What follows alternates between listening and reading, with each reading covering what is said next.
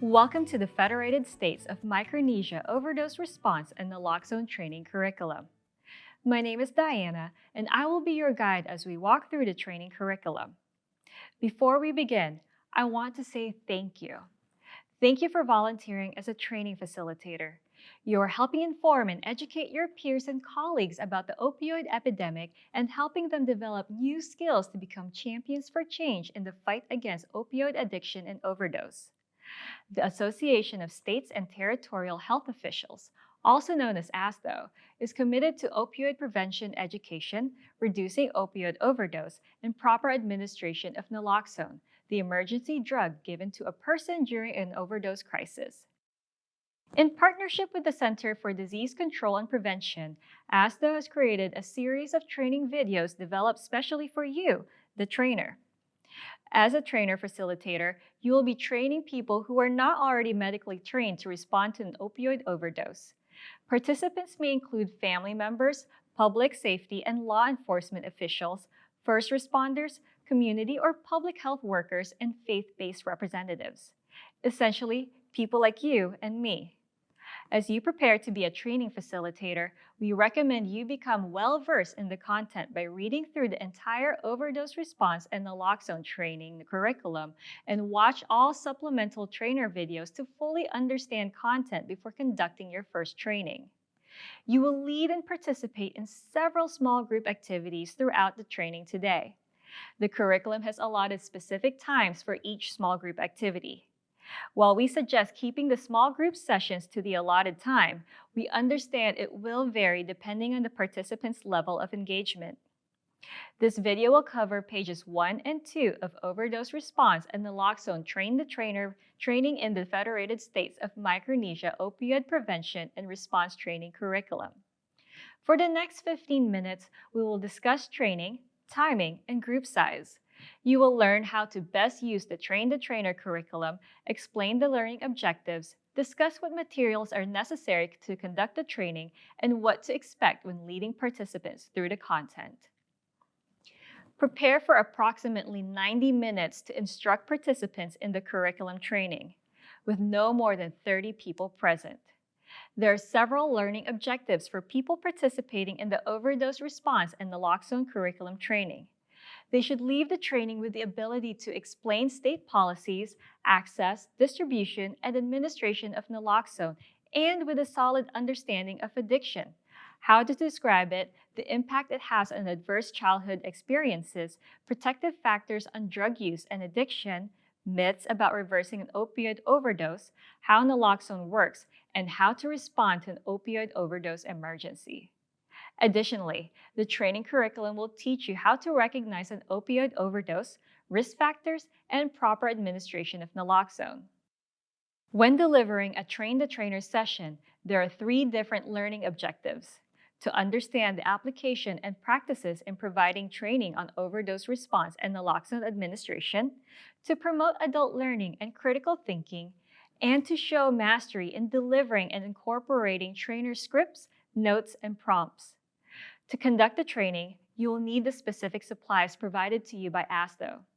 These include a kit of documents and materials to help you understand how to direct coursework and present the evidence-informed curriculum to complete your training session successfully. Let us now review the following materials provided to you by ASTHO. FSM's official overdose response and naloxone training curriculum is a reference for you, the trainer, to refer throughout the training. You'll find a mannequin to help you practice the administration of naloxone with the following forms: the pre-assessment in Appendix E, the post-assessment in Appendix F, Train the Trainer post-assessment in Appendix G, an opioid prevention and response training award of completion on page 24 of the training curriculum, and sign-in sheet in Appendix H.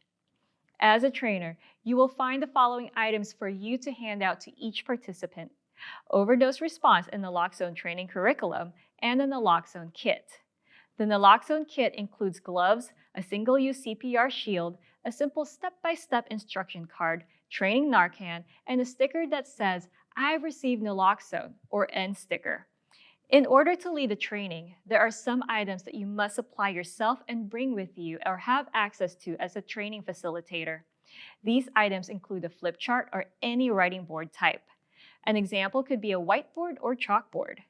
Ensure you have writing supplies, such as markers, pens, or chalk to track group conversations. Additionally, a computer with internet access and a TV or viewing screen to watch the supplemental training videos is optional. Now that we have reviewed all the items and documents needed to conduct training, we will give an overview of the 3 sections outlined in the overdose response in the naloxone training curriculum. The first section is an overview of the opioid epidemic, addiction, and overdose. Plan to allocate 40 minutes for Section 1. Section 2 will take approximately 20 minutes and walks participants through the steps needed to respond to an opioid overdose and naloxone administration. Finally, you will guide participants through Section 3, where you will go over questions and assess their knowledge of the material presented. Please budget 30 minutes for this final segment. I also want to highlight 3 definitions that you, as a training facilitator, need to be aware of throughout the opioid response and naloxone administration curriculum. The first definition is the trainer script. The script informs training participants about the significance of the subject discussed within a greater scope of training. It is written text or video narration, often appearing at the beginning of a new section. If you need to read the script, speak the words exactly as you see them written. The second definition is the trainer prompt. These are instructions to guide you in completing an action that includes training participants, such as leading a discussion before moving on to the next subject. Finally, there's the trainer note. The trainer note provides you with a brief record of facts or topics to better grasp the teaching concept. Keep in mind, there will be times during the training where you, as the trainer, will need to stop the video either to pause for a demonstration or a group activity. When you see pause for a demonstration or pause video for an activity appear on the screen, you will need to stop to dive deeper into the idea and conduct the activity or demonstrate as per text written in your curriculum.